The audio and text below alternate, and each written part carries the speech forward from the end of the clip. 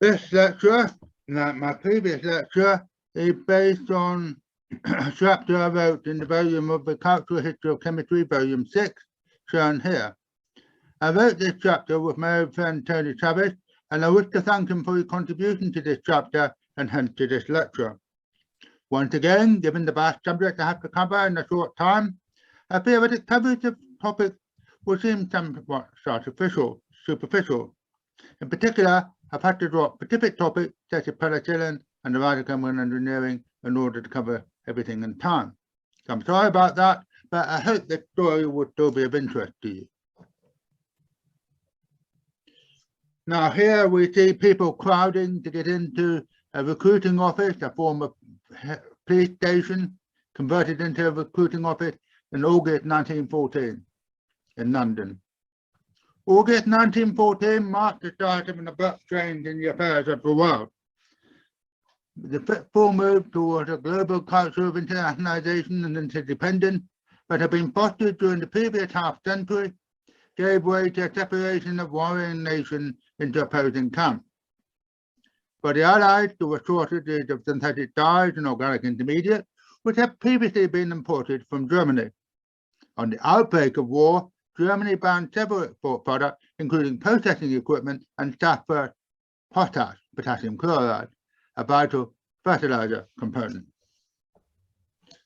Now, Germany also had to respond to shortages, especially tritium nitrate, sodium nitrate, following its defeat at the Battle of the Falkland Islands in December 1914. This was a naval battle, not a land battle.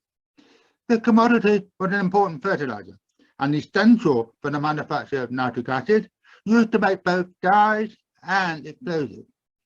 Germany responded by expanding the use of two recently developed nitrogen fixation processes, the Frank-Caro process and the Haber-Bosch process, which produced ammonia directly from its elements nitrogen and hydrogen. The ammonia was used to make explosives. Byproduct from the coke industry and gas works provided farmers with an inadequate supply of ammonium sulfate fertilizer. The Krafft-Hindenburg program of July 1916 led to an increase in the production of Haber-Bosch synthetic ammonia by building a large ammonia factory at Leuna near Leipzig. Now here we have a picture of Leuna, but it's from the 1930s, not 1916. Now, Oppau near Ludwigshafen on the opposite bank of the Rhine from Mannheim was the very first Haber-Bosch plant in 1914. However, the myth, very widely believed, that the Germans went to war because the plant was ready is completely false.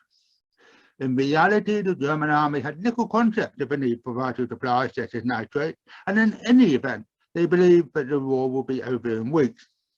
After the war, there was a massive explosion at Oppau on the 21st of September 1921 when a silo of ammonium nitrate exploded. Over 560 people were killed, and the damage to property, as you can see in this picture here, was estimated to be $7 million at the time, or about $110 million today.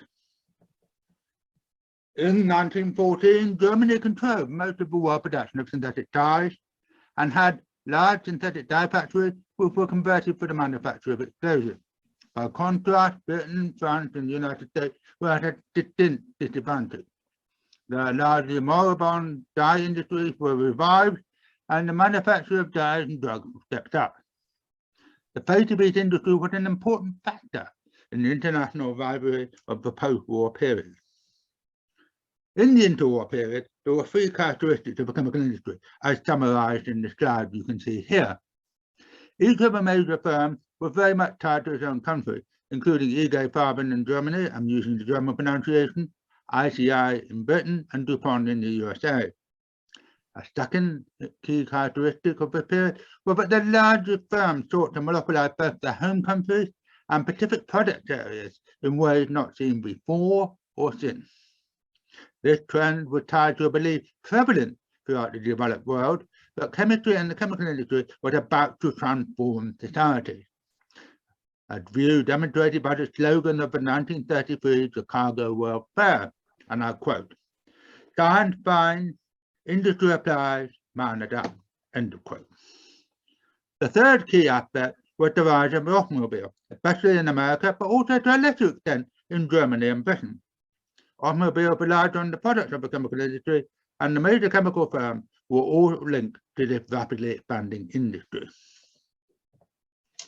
IG Farben, originally called the Intergeneration Farben Industry, or in Britain, in English, the Dye Industry Syndicate, was a merger of three major German synthetic dye companies, BASF, Bayer, and Herk, with some of their smaller competitors such as Casella and Bayer Termere.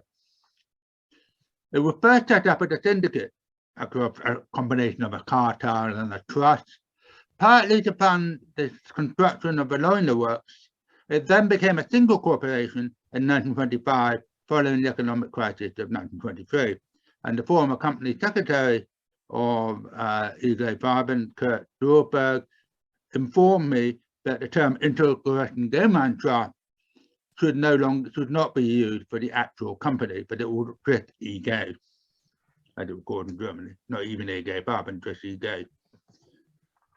The formation of Imperial Chemical Industries, ICI, in 1926 was a defensive reaction to this merger. It brought together Brunamon Limited, a manufacturer of sodium carbonate by the highly efficient Solvay process, and the explosives and metals manufacturer Nobel, with the government-sponsored British Dyestuff Corporation and the nearly moribund United Alkali Company that made sodium carbonate by the obsolescent Leblanc process, although they were also at this point trying to move into the Solvay process. DuPont was the former American explosive trust with monopolized explosive production in the United States, which had been broken up by the US Supreme Court in 1912. Its civilian explosive operations have been split between two U firms, Hercules and Atlas, which still exist. While DuPont can retain the production of military explosives on the ground of national security, the firm concentrated on chemicals following the end of the war. Now, there were other American firms. American Allied Chemical and Dye Corporation were formed by the merger of 5 firms in 1920. For a while, it looked as if the firm might represent the future of the American industry, but it soon declined in importance. Another major firm was Union Carbide, which pioneered the production of chemicals from American natural gas in the 1920s, as we will see. Now, what about the rest of the world? Stiebel was the largest company in Switzerland, and Solvay SA was the largest in Belgium, with important operations in other countries, notably the United States.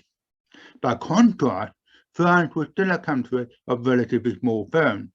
The two largest firms, Saint-Gobain and Corman, were both inorganic chemical manufacturers. Saint-Gobain also made glass. In Italy, the former copper mining firm, Montecatini, were converted into a chemical company by the energetic Guido Donigani, who first took up sulfur phosphate fertilizer production, then moved into new areas such as nitrogen fixation and dye stuff. In Japan, the large Nijitsu Corporation switched in the 1920s from the manufacture of cyanamide to synthetic ammonia. The largest firm had ambitions outside their own country, especially ICI in the British Empire and IG Farben in America. There was a major complication, as it prevented these firms creating mutually exclusive geographical spheres of influence. The alliance between chemicals and cars. The first artificial lacquer for car bodies was based on nitrocellulose, already used in movie film and explosive manufacture.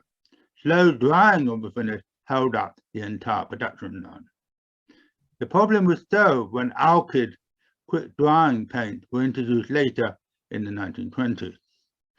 In countries with cold winters, antifreeze was added to the radiator water, which was initially methanol. Ethylene glycol was introduced under the trade name Prestone by Union Carbide in 1927. After the First World War, DuPont invested heavily in General Motors, partly because of the influence of Pierre Samuel DuPont of the firm, as you can see in this slide.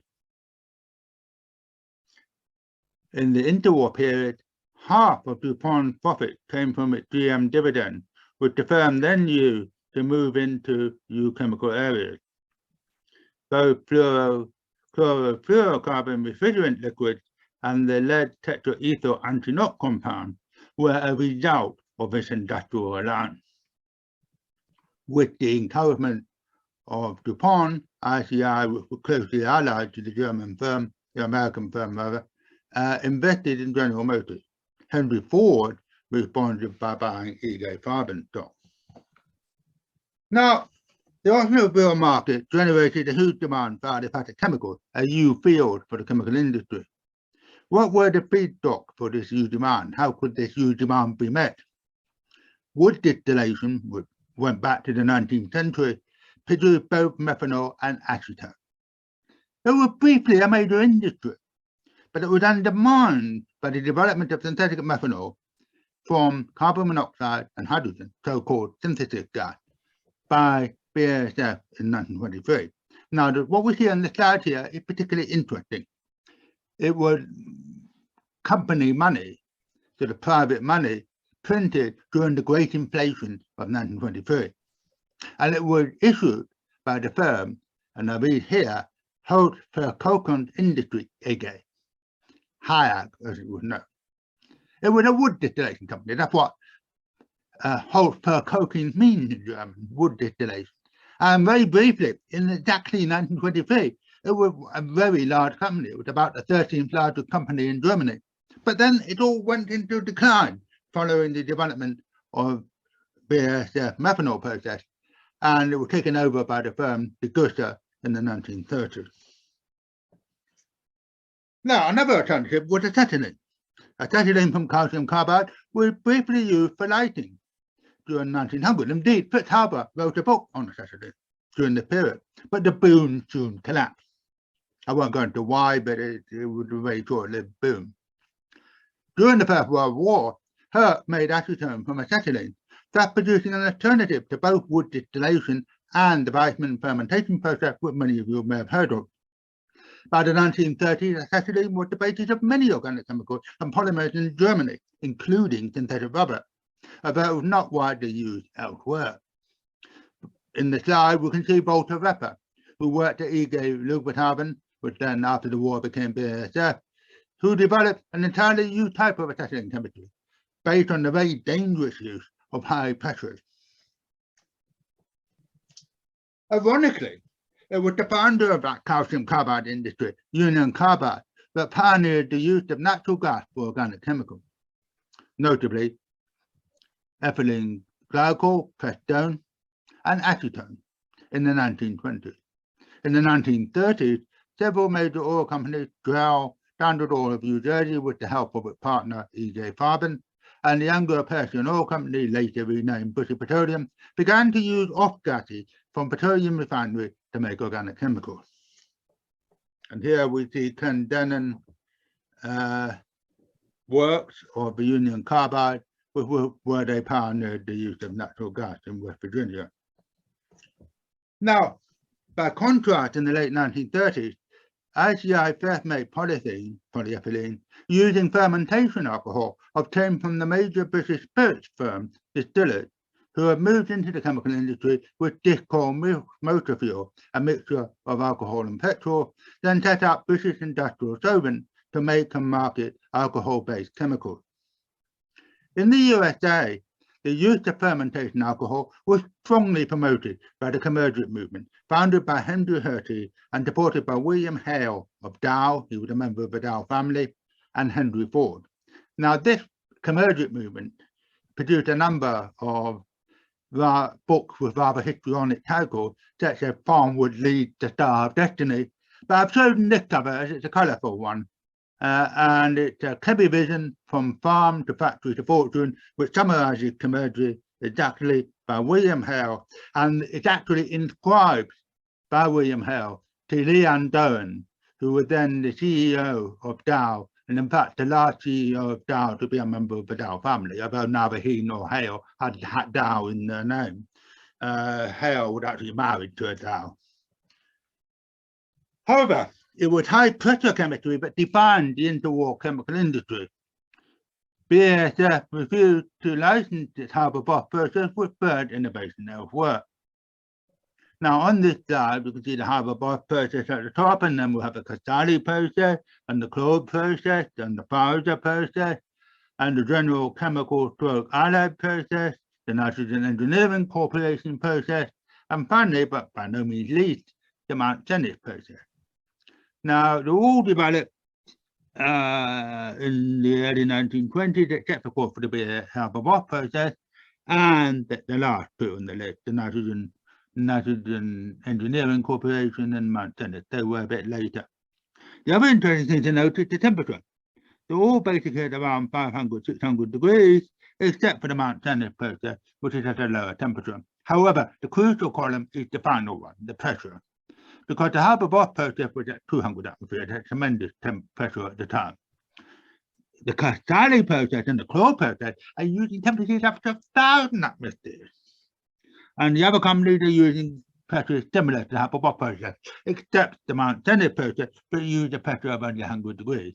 Now, given all the difficulties of creating these high pressures and the dangers of producing these high pressures, the Mount Dennis process therefore became extremely popular. Despite the fact it's not well known, it is eventually one of the most popular processes. The rising level of production pioneered to the fire by all these innovations came up against the economic woes of the agricultural sector, especially after the Wall Street crash of 1929. The major ammonia manufacturer set up a cartel, which rather inefficiently stored up prices and reduced production.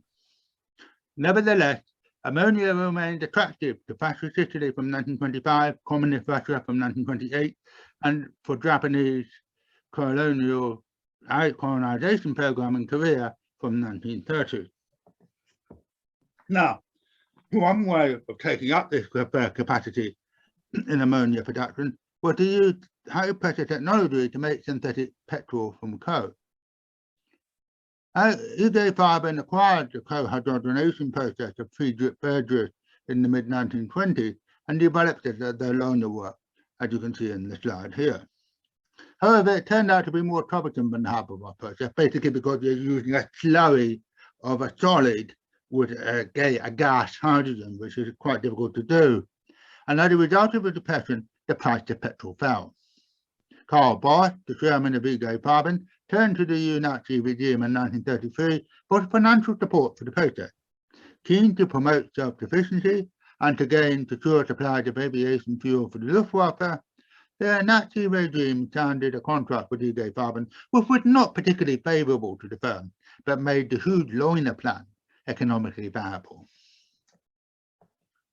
Meanwhile, chemists at the Coal Research Institute in the Ruhr came up with a different strategy, the so-called Fischer-Tropsch process, that made synthetic petrol from carbon monoxide and hydrogen, that synthetic gas, synthesis gas, which I mentioned earlier, which as gases were easier to process.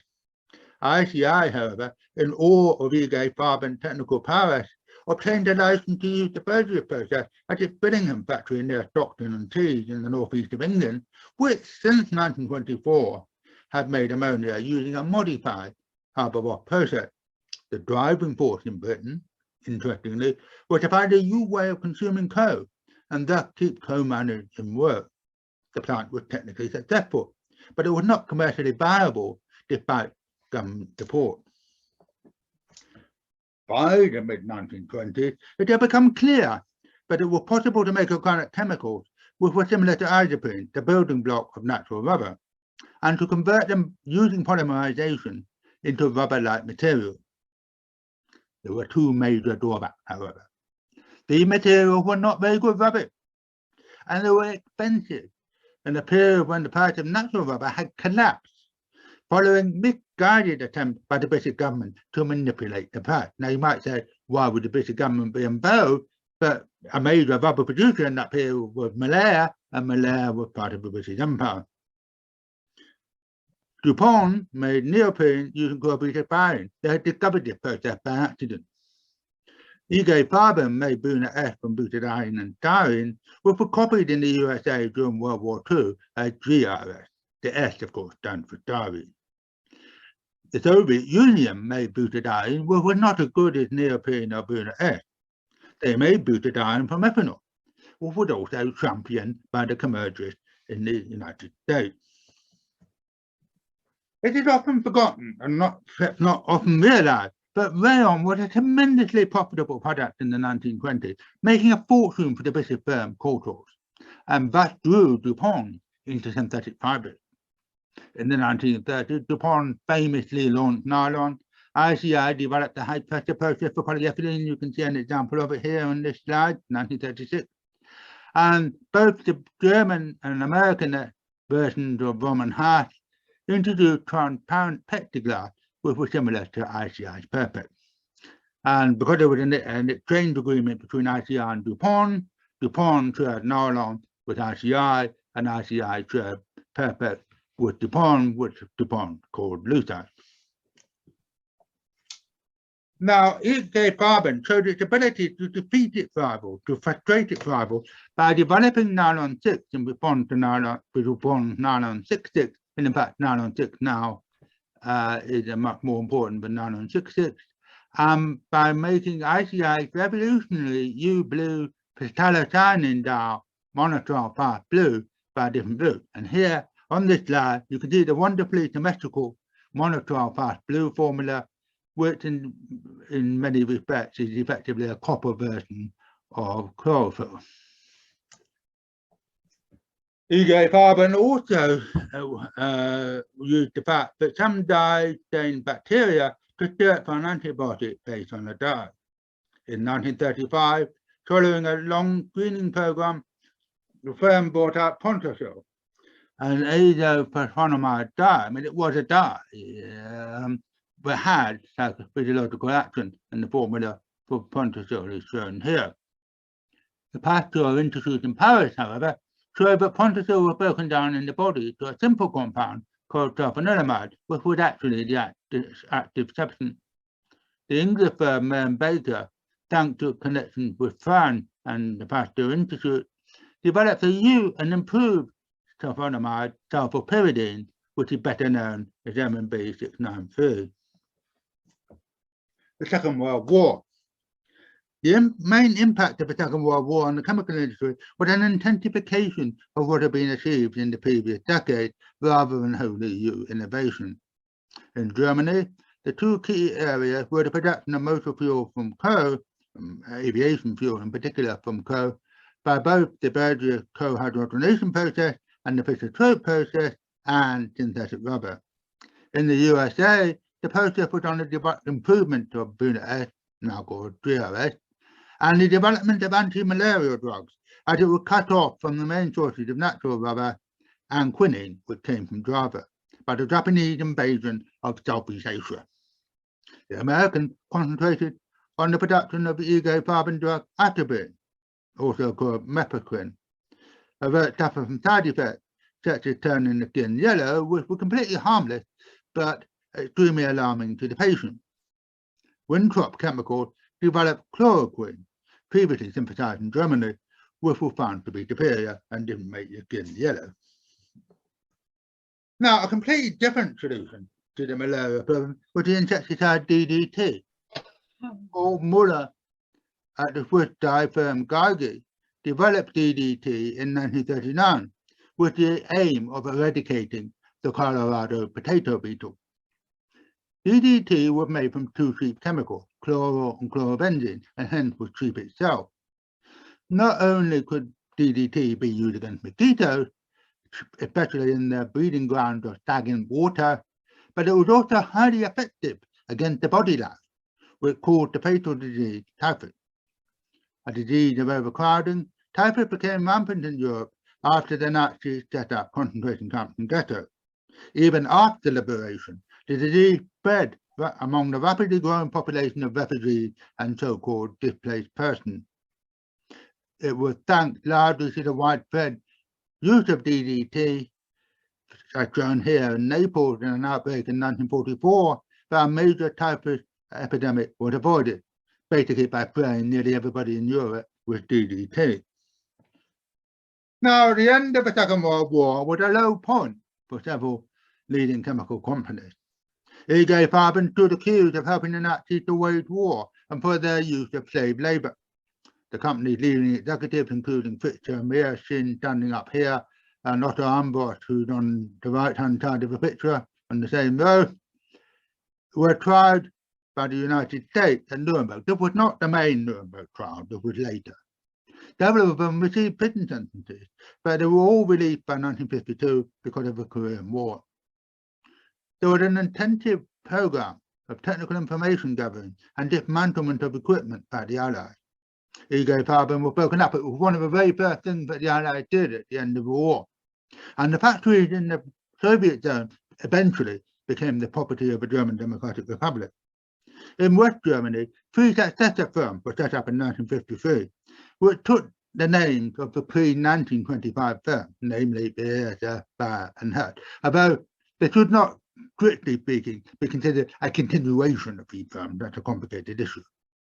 The US government also insisted that the exchange agreement between DuPont and ITI be terminated, thus closing off what had been one of the most important sources of new products for both firms.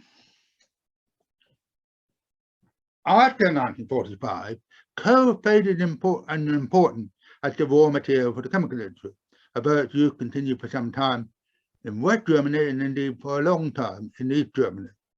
It was replaced by petrochemistry, which used the off gases from petroleum refining and natural gas rather than petroleum directly. This post-war shift was a significant psychological hurdle for major companies such as BASF, ITI and DuPont. They have built up their technical power on the use of classical organic chemistry as practiced in academic laboratories. Petrochemistry, on the other hand, involved mastering an entirely new type of chemistry. Nonetheless, they saw the technical and economic advantages of using this petrochemistry. Petroleum refiners such as Esser and Shell moved into the chemical industry to profit from the growth of the chemical industry, especially in plastics. Now, this is a very interesting picture. It's a pretty fairly modern picture, but it's an interesting picture because it shows the Wesseling plant near Cologne, which was originally a cohydrogenation plant in the Second World War, then converted to an oil refinery and petrochemical plant in 1953 by Shell in collaboration with BASF. The petrochemical plant is now owned by LyondellBasell, of which I'll speak about later. Shell, I believe, is now planning to close the oil refinery. As it happens, it's also next to a place called Knapsack, which pioneered acetylene chemistry in the First World War. So in terms of the chemical industry, this is an important site.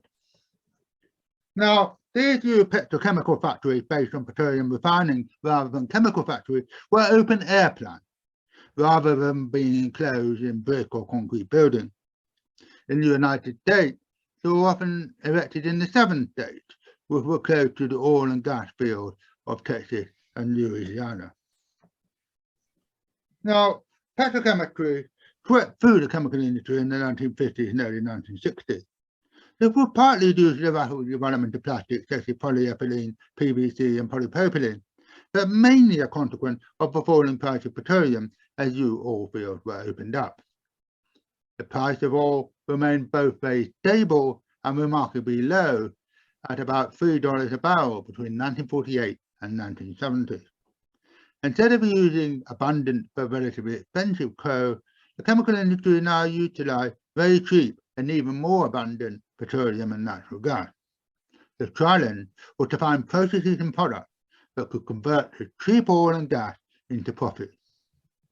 A key firm in this period was Scientific Design, founded by the chemical engineer shown in the slide in 1946.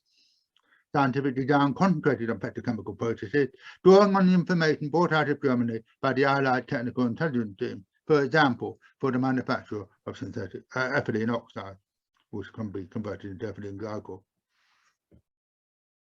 The chemical industry, hitherto divided between inorganic chemicals and organic chemicals, was now split between the mass production of a few chemicals for major plastics and fertilizers and chemicals produced on a relatively small scale, such as pesticides, drugs, and high-impact adhesives.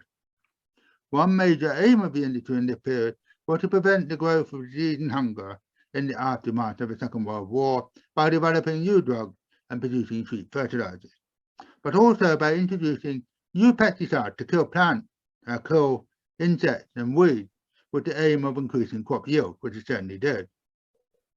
In the 1970s, the industry even attempted to develop synthetic food based on fermentation technique first used for the production of penicillin. It was effectively successful, but commercially never that successful. But of course, you can still buy it in the form of corn.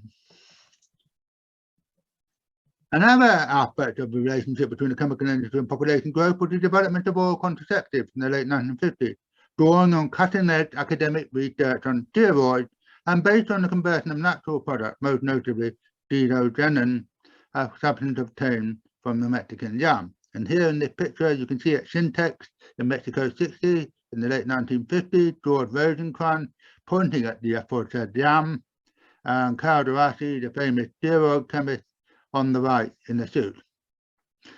Although Sintex and Carl Dweck have promoted their own role in the development of oral contraceptives, I should in all fairness mention that the pharmaceutical firm of Cell also played an important role, although you tend to hear less about it. Now, alternatively, James Black at ICI Pharmaceuticals, coming in from pharmacology, explored the idea of blocking specific biochemical pathways in the body to cure diseases. This was a result of the efforts of biochemists such as Hans Krebs and to understand those pathways within the body. He developed propranolol, the first of the so-called beta blockers for high blood pressure and heart disease. After ICI refused to allow him to work on similar targeted drugs for stomach ulcers, he moved to SmithKline and Friends, where he developed cimetidine, the first hydrogen blocker for stomach acidity in the late 1960s.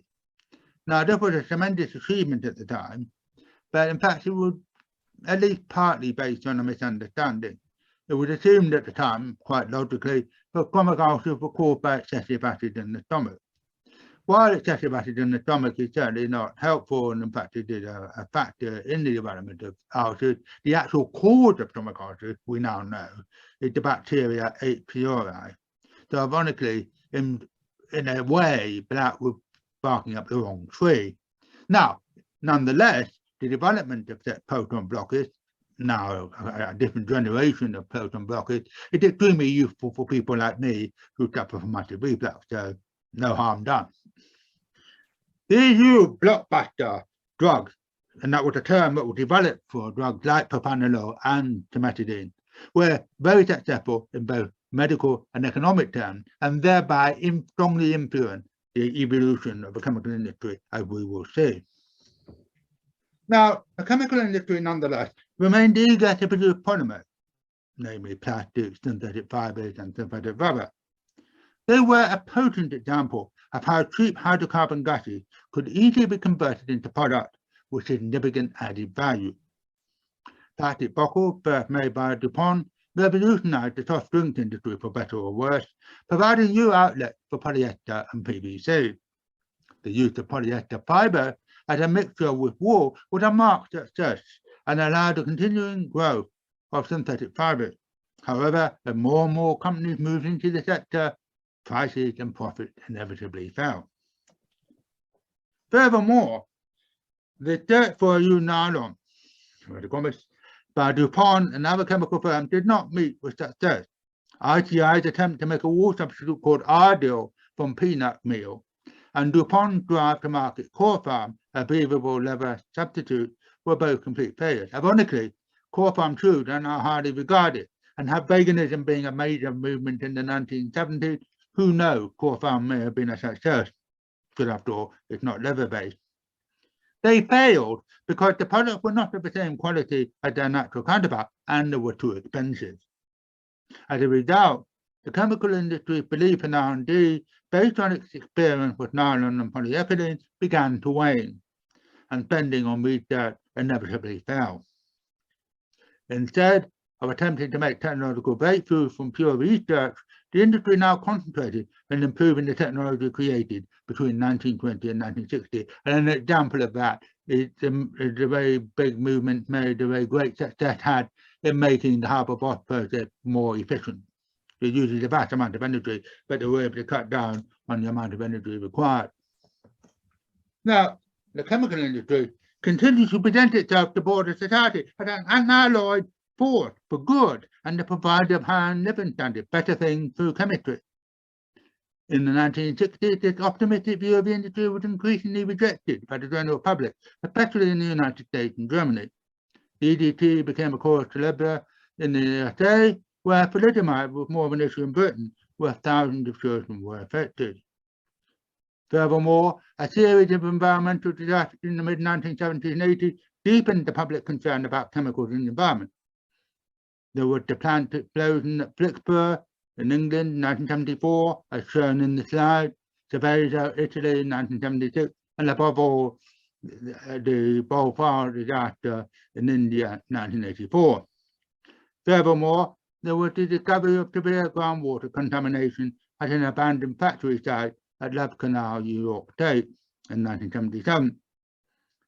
The Vietnam War also had a negative impact on the public view of the chemical industry, particularly in America, thanks to the widespread use of the incendiary agent napalm and the defoliant Agent Orange, which was used to strip the jungle clear so the Americans could see their opponents. Furthermore, and this is worryingly, the chemical industry was also beginning to suffer from overcapacity. After all, there's only so much polyethylene or PVC or polyester that the average consumer can use. The impact of the two oil crises of 1973 and 1979 was dramatic.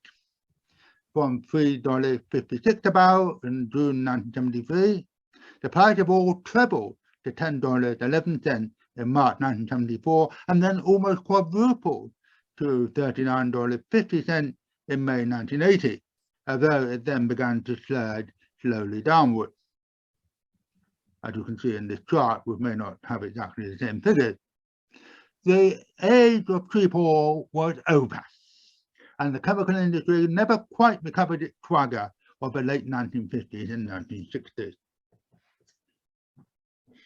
The chemical industry responded to bureaucracy by restructuring and diversification. Basic sectors such as polyethylene and PVC were consolidated and then sold off. Because of the ever-increasing environmental regulations and labour costs, some sectors, notably dye-stuff manufacture, largely migrated from the USA and Western Europe to Asia, where the textile industry was now largely located. Entrepreneurs such as John Huntsman Sr., who you can see in the slide here, Gordon Kane, and more recently Britain's own Jim Radcliffe, saw the opportunity to enter the petrochemical sector at relatively low cost. DuPont attempted to straddle two horses by acquiring the petroleum company Conoco, while at the same time moving out of petrochemicals. The corporate marriage was not a happy one, and DuPont eventually sold off Conoco in 1998. So, many firms left petrochemicals and concentrated on high value and low volume products such as pharmaceuticals, agrochemicals, and chemicals for the electronics industry. Pharmaceuticals were seen as particularly attractive because of aging populations and lifestyle changes on one hand, and the rise of the modeling of both drug interaction and organic synthesis on the other. Monsanto, by contrast, moved into the field of genetically modified seeds, rather controversially. Immediately prior to its merger with Dow in 2017, DuPont concentrated on the development of GM seeds, solar cells, and alternatives to fossil fuels, as it spun off its performance chemical into the Chemours subsidiary in 2015. Nonetheless, the overall global output of the industry worldwide, wherever it may be, remained largely unchanged in relative terms between 1975 and 2000. Not rapid growth, but relatively unchanged. In terms of corporate identity, however, the chemical industry had been transformed.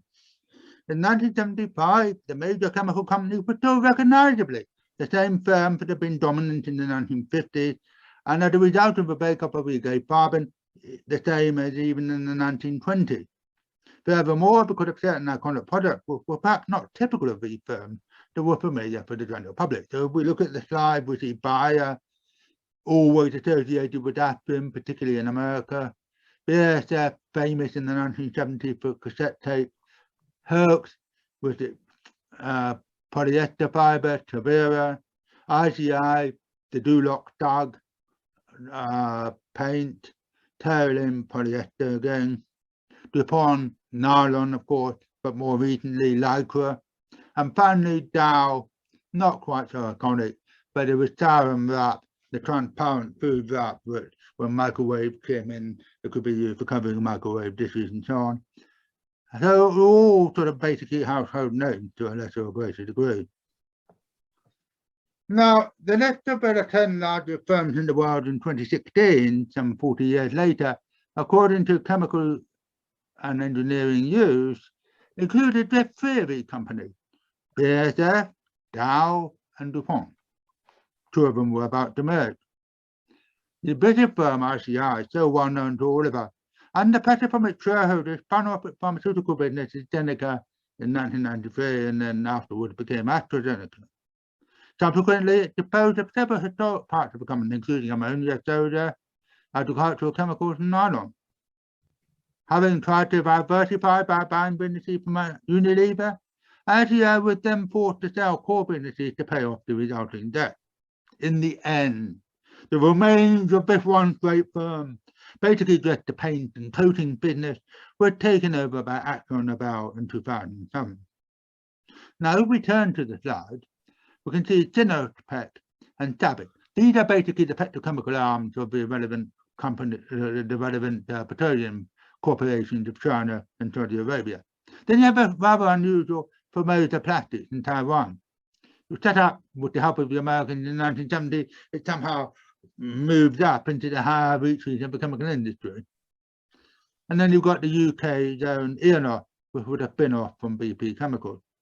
And then finally, a firm which probably hardly any of you have ever heard of, LyondellBasell. What on earth is LyondellBasell? Well, Lyondell was a spin-off from Arco Chemicals, just as Earnoff is a spin-off from BP Chemicals, and Basell was originally a joint venture of BASF and Shell, which is a portmanteau combination of BASF and Shell, which merged in 2007 to form, rather unimaginatively, LyondellBasell, went bust in 2009, and then after restructuring and so on and so forth, no doubt involving lots of corporate engineering, financial engineering, re-emerged in 2010. Very typical of all the kind of words going on in the chemical industry in this period. Now, these new firms are basically unknown to the general public, about enough to try to raise its public profile recently, thanks to the takeover of a very successful Sky cycling team and the marketing of hand sanitizer, which, as you might expect from a petrochemical firm, is rather good. Now, DuPont and Shell, DuPont and Dow merged on the 31st of August 2017 to form Dow-DuPont, the world's largest chemical corporation, with combined sales about 10% higher than the previous leader, BASF. However, as planned from the outset of the merger, the new behemoth was split by June 2019, not even 2 years later, into three separate companies: agriculture under the name Corvida, Corteva, and I hadn't actually come up with these names, material science, which was called Dow, and specialty chemicals called DuPont. They're a little bit baffling because I thought they'd been carved off into Nemours, but the key point I would make here is a bit like the reformation of BASF, Hertz, and Bayer after the war. You cannot consider the modern Dow as being the old Dow or the modern DuPont as the old DuPont. Although I dare say there's probably a fair amount of overlap. They're all completely new firms in a sense. As of today, BASF alone has remained the large firm of the 20th century in a recognizable form, Bayer having merged recently with Monsanto, rather controversially. Many of these mergers and demergers have been controversial, and as we've seen with LyondellBasell, financially disastrous.